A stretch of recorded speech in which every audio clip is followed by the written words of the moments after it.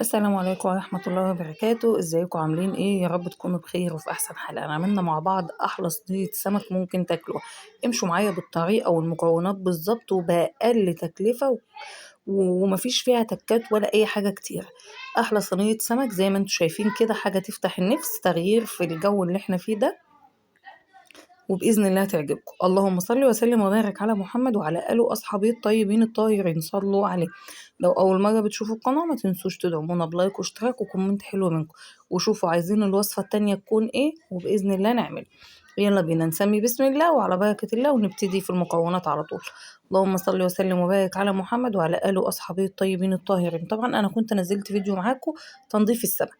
ده السمك بتاعي أنا نضفته ونقعته 10 دقايق. السمك مش بحب أنقعه وقت طويل، لأن بحس إن هو بيطرى وأنا بحبه يعني فريش قوي. السمك بتاعنا أهو زي ما انتم شايفين، اللهم بارك. هنعمل الدقة بتاعتنا بأسهل مكونات ممكن تعملوها. معانا توم وكمون وملح وفلفل، بس توم وليمون وملح وكمون وقرن فلفل حامي. نزلنا كده بكل المكونات بتاعتنا دي في الكبة وهنضربها ضربتين. لو مفيش متوفر الكبة بقى مفيش مشكلة، في الهون والليمون بنعصره. تمام، ده كان الشكل بتاعها بجد، ريحتها حلوة قوي. هنتبل كل السمك بتاعنا، نتبله نحشي السمك كده جواه زي ما انتم شايفين هيبقى بالشكل ده. ولو فات شوية من الدقة هنقلبه فيه. تمام. اللهم صل وسلم وبارك على محمد وعلى آله وأصحابه الطيبين الطاهرين. لو وصلتوا معايا لحد هنا من الفيديو ما تنسوش، لو انتوا لسه ما عملتوش لايك اعملوا لايك وانزلوا قولولي بتتابعوني منين. هنزل كده ابتدي ان انا ابدر السمك بتاعي، بحط دقيق ومعلقه نشا فقط لا غير. ممكن انتوا بقى تبهروا براحتكم، بس انا بحب الحاجه تاخد كده الطعم المميز بتاعها. زي ما انتوا شايفين كده هبتدي ان انا ابدر السمك بتاعي وهنزل بيه على الطاسه. طبعا انا كنت الكاميرا الجو حر جدا والكاميرا عماله تفصل مني. انا هنا نزلت بالسمك ده، كان تاني دور او تالت دور كمان بقليه. قليت كده السمك وبديله لون كده حلو، وعلى بال ما السمك يتقلى هنعمل التسبيكة بتاعت السمك. تمام، معايا كده راس توم وفرمتها وهبتدي اديها اللون الذهبي كده. نحمر التومة على بال ما التومة تتحمر يكون عملنا عصير الطماطم في الخلاط. تمام.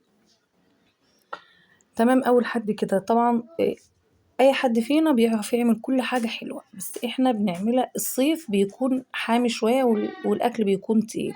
فبلاش نضيف للسمك توم في الصيف، بلاش نضيف للسمك بصل في الصيف. اعملوا السمك بس بتوم وهتلاقوه مفيش احلى من كده بجد. اللهم بارك. تمام كده، اللهم صل وسلم وبارك على محمد. صلوا كده على النبي. ابتديت ان انا هقلب بقى السمك كده. اخد لون، انا بحب ياخد اللون ده بحيث ان انا ما ادلوش لون في الشوايه. تمام. احط كده الصلصه وخلاص، ما ادلوش لون في الشوايه. هقلب بقى السمك. طبعا ضربت الطماطم، هنزل بقى بالطماطم في التوم. تمام كده، ده اللون المطلوب مني. هبتدي بقى كده ان انا انزل بالطماطم، وطبعا لازم نعصر الطماطم. انا مش بحب القشره بتاعه الطماطم ولا كمان البذر. تمام كده.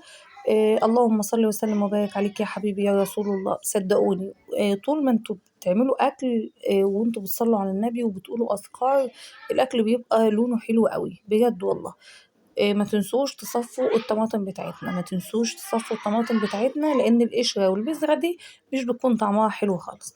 انا هنا ابتديت ان انا اصفي، صفيت الطماطم. هبهر بقى ملح وفلفل وكمون فقط لا غير. انتوا عايزين تضيفوا اي بهارات تاني دي بتاعتكم بقى، يعني زي ما انتوا حابين. لو حابين تضيفوا اي نوع بهارات ضيفوا براحتكم. تمام. وكمان هنا السمك اهو خلاص اخد لون. انا طبعا قلت لكم ان انا كنت مطلعه تصلين قبل. ده السمك المقلي سيبته كده يبرد، وده السمك انا بدرته كله وما شاء الله بجد بجد. يعني كانت اكله حلوه قوي. الواحد اكل لما بطنه ما شاء الله والله ما عدت قادره بجد. الف هنا بجد الاكل. تمام. انا هنا رصينا السمك في الصينيه كلها. دي صينيه من بتاعه الحلويات بس عاليه شويه، عشان هنحطه في الفرن زي ما انتوا شفتوا، وكمان علشان ياخد كده الصلصة كلها ويترد حلو ويبقى زي الفل بإذن الله. الصلصة اتسبكت بس خفيفة لسه مش تقيلة قوي علشان لسه هنحطه في الفرن. تمام كده. هننزل بقى كده بالصلصة عليه، وهي نازلة من على البوتاجاز على طول هننزل بالصلصة عليه. صلوا كده يا حبايب قلبي على النبي. اللهم صل وسلم وبارك عليك يا حبيبي يا رسول الله. لا حول ولا قوة إلا بالله العلي العظيم. استغفر الله العظيم من كل ذنب عظيم. لا إله إلا أنت إن كنت من الظالمين. لا حول ولا قوة إلا بالله العلي العظيم. أنا هنا كده نزلت، شايفين الصلصة خفيفة بس متسبكة. حلو حلو أوي لحد هنا.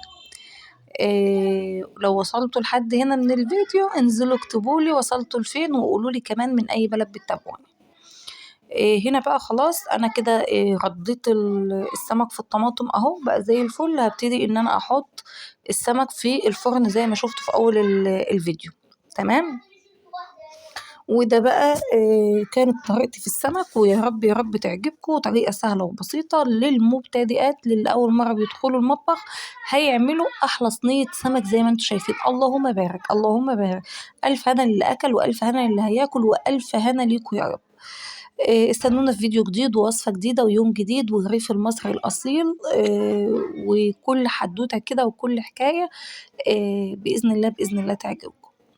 وتكون طبخة النهاردة خفيفة كده وسهلة وبإذن الله تنال إعجابكم.